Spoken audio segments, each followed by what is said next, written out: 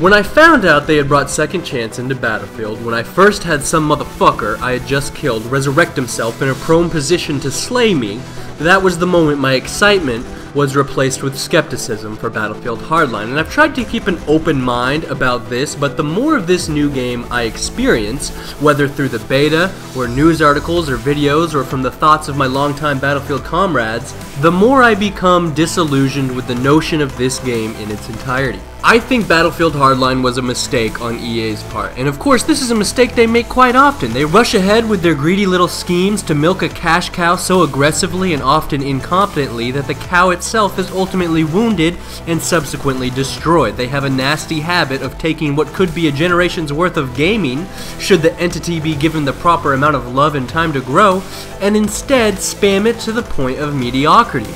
EA, the masters of turning proud franchises into punchlines.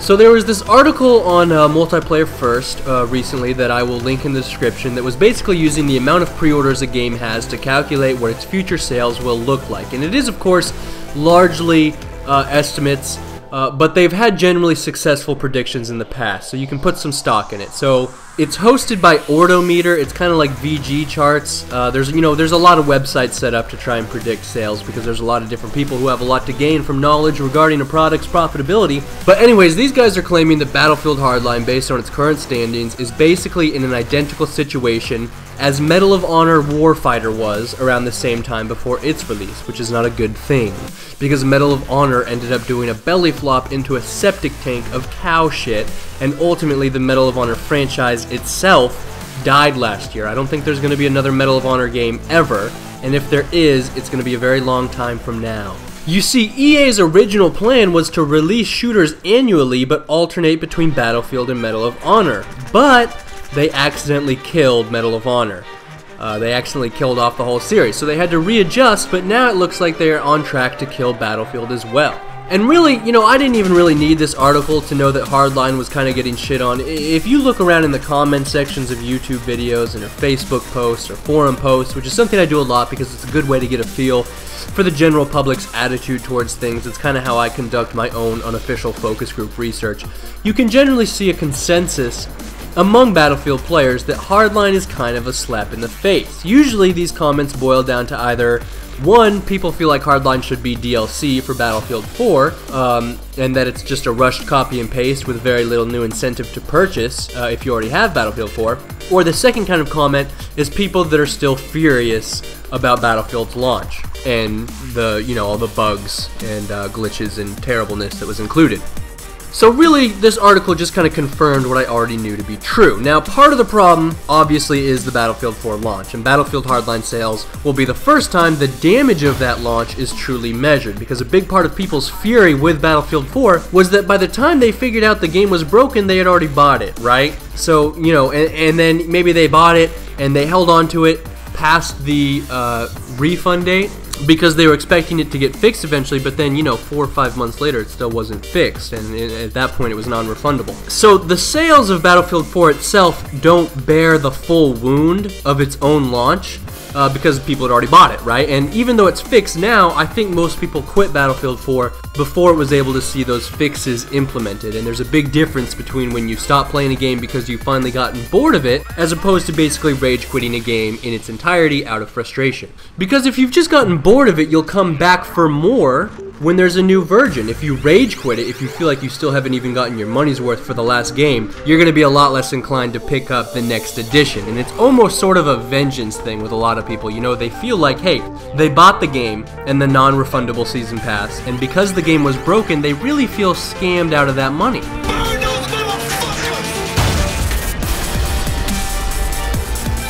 They might refuse to buy this next game, just out of protest of the way they were treated on the last game, and that's basically how the free market works. But what I'm saying is, it's not just a, pragmatic thing, it's an emotional thing with the Battlefield community at this point. But it's not just the launch. If I could describe the Battlefield Hardline Beta in one word, I would say it's underwhelming. It wasn't that I thought it was a bad game, but it almost felt like a watered down version of Battlefield 4, because it's basically the same shit, except they took out almost all the vehicles, And the vehicles that remain are pretty nerfed, and thus vehicle combat, which I've always felt was roughly half of the Battlefield experience, you know, half of what makes Battlefield so fun, and one of the main advantages it had over Call of Duty, in my opinion, you know, that has been removed from the game, for the most part, so far. You know, like, one thing I thought would be cool was how you can drive around the cop cars, or the sports cars, and have a passenger leaning out the window doing drive-bys, but really that's unrealistic because the cars have like the same amount of health as a person. I mean, anyone can destroy a car pretty easily without having to even expend an entire clip. And so really getting in a car at all is generally a bad idea because you're a huge visible target with very little health, and you're driving down the street, one guy can blow your whole fucking car up with half a clip and thus kill you, or he starts plowing into your car, and you have to bail out in the middle of the fucking street or some other disadvantageous spot of some sort, and then you get mowed down on the spot as soon as you get out of the car. I'm never gonna drive around in those fucking cars. They're death traps. And so really, the only vehicles you can fight with are the Little Bird and the armored car. Now, the Little Bird no longer has splash damage weapons, which means veteran pilots like myself may have some success with it, but the typical player isn't, because aiming and flying at the same time is fucking difficult for the same reason that it's tricky to shoot someone while you're parachuting. And splash damage help players, including myself, greatly in compensating for our inability to hit targets with pinpoint accuracy. So the helicopter is just going to be that much less effective in that many fewer hands, which will make its appearances in multiplayer and the variety of combat scenarios it brings to the table that much rarer, resulting in what again I would call the watering down of Battlefield. Now, of course, I knew coming into the beta that vehicle combat wasn't going to be what it used to be, but I thought that was in order to bring a much faster infantry-based experience. But you know, honestly, I did not feel that the pacing in Hardline was really that much faster than, say, a typical rush match in Battlefield 4. There were plenty of times where I would drive to the bad guy's base, clear out all the money from their vault, and then drive back to my vault van and store it without even encountering any bad guys, because they were doing the same thing at the same time. And so we basically just drove past each other on opposite streets trading a bunch of money. You know, it was underwhelming, you know. They brought in Second Chance, which I absolutely consider a slap in the face to Battlefield players and the history of the franchise itself, and anyone who has invested time into developing or money into purchasing any Battlefield ever. One of Battlefield's strengths before Battlefield 4 was that they were considered the honorable developers. They took pride in their work, they respected their community. That is obviously not the case anymore, and they're not even trying to hide it.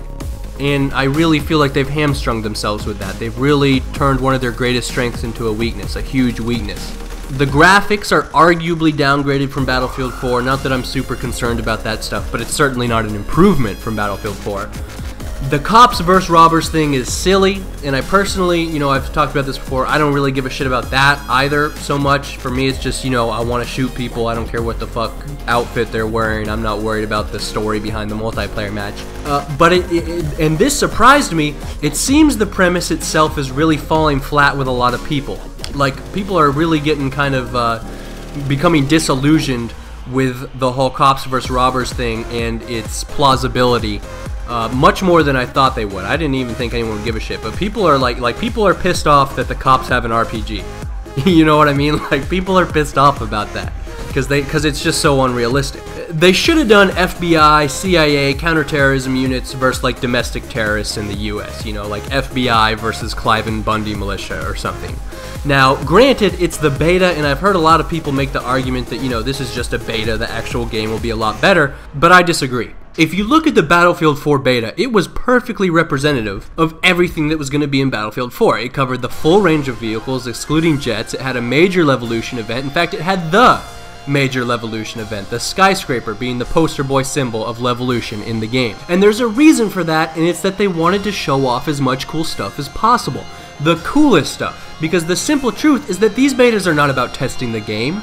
These betas are a marketing strategy. It's the equivalent of a free muffin sample at Costco, you know? They want to give you a taste, so you'll be more likely to buy the actual thing. It's an age-old strategy. And I'm sure that, you know, finding bugs and fixing them is a goal, but I think it's a secondary goal. I'm quite certain the primary objective is sales, is to convince kids to buy the game. And obviously the Battlefield 4 beta didn't accomplish very much at all in regards to fixing Battlefield 4, did it? So when we see this Hardline beta, you know, this is them putting their best foot forward. I really think that, because this is a giant advertisement. They want to provide the best possible free sample of their game so that you'll be that much more likely to pick it up. That's what this is. A good example, if you'll recall the Battlefield 3 beta, the Caspian Border map, they had it on PC with jets and all that available on the PC beta, but not on the console beta, because they knew that 16v16 on the console wasn't going to be any fun on a huge ass map like Caspian Border. It was just going to be painfully slow paced and difficult to find bad guys, as it indeed ended up being on the pre-gen consoles when the full game actually was released. And they didn't want the console players trying out Caspian Border and becoming disillusioned with the game and thus less likely to pick it up based on the free beta sample. But they did include Caspian on the PC, because PC had 32v32 at the time. It was a lot of fun and jets and, you know, more vehicle oriented gameplay, and PC players were used to that stuff anyways. But console was restricted to Metro, which was the most fast-paced map in the history of Battlefield, and I believe remains so, even more so than Locker, and is indeed a fan favorite. If you go on the server browser, Operation Locker and Operation Metro matches are always full to the brim with a couple people in the queue, and there's a reason for that. You know, people like that, just like senseless clusterfuck violence. And so they included that in the Battlefield 3 beta, but they didn't want to include Caspian because Caspian was a turnoff, because the beta is an advertisement. You know, like, wouldn't they, if they needed to test vehicle gameplay, wouldn't they need to test it on consoles as well as PC? But they didn't, because it's an advertisement, right? So, you know, that's for those of you that remember the Battlefield 3 beta. Now, Call of Duty doesn't have to do a beta, because Call of Duty is already very well known. People already know enough to determine whether or not they'll buy it, and for the last half a decade, it's basically been a guaranteed purchase for roughly 20 million people. And so COD has very little to gain from a beta, because people are already familiar with the game, and if they played the beta, they might realize it's the exact same shit and not buy it. So COD stands to lose from a beta. But Battlefield wasn't really that well known. You know, that's really changed now, of course, specifically because of the betas. But, you know, back before Battlefield 3, it wasn't a super popular game. It wasn't well known, and a lot of people probably didn't even know it existed. You know, COD players and such, and the casual randy dandy crowd. But when a game isn't as well known, it's hard to bring people in, because people aren't going to spend $60 on a game when they aren't sure if they'll even like it. So Battlefield and any other lesser known game, i.e. Titanfall, Destiny, Crysis, always put out these free sample betas, and that gives people a chance to try out the game without spending money, and that's the basic goal of every free sample of anything ever given out ever. And so the devs' goal is to make the beta as awesome as possible, so you'll be that much more likely to enjoy your time on the game and feel encouraged to spend the retail $60. So I would in fact argue that this beta was exemplary of the best, the very best of what we can expect from Battlefield Hardline, and the cold hard truth is, many of us simply weren't impressed with this beta, and that in combination with the terrible Battlefield 4 launch is why I think pre-orders are reportedly way down for this new game. Now, I don't believe that EA actually releases their figures to the public, but I know they'll release it to certain, I don't know if you call them businesses, they'll release it to like a business, and then that business has people pay it money, and then that business gives you know, analysis or statistics or suggestions or insider knowledge to somebody who's willing to pay a lot of money. It's like $10,000 to get in with one of those institutions. But there are people who pay that. For instance, VG Charts or Ordometer or whatever, they'll pay the money to get the actual figures, and then they can interpret the figures and make their own news articles about it and all that shit. So there is some legitimacy to all this, you know, these predictions and whatnot. So I think this is a cash grab. The game and its season pass are going to come out to $110 for what I really feel is a watered down version of Battlefield 4. And honestly, I was thinking about it.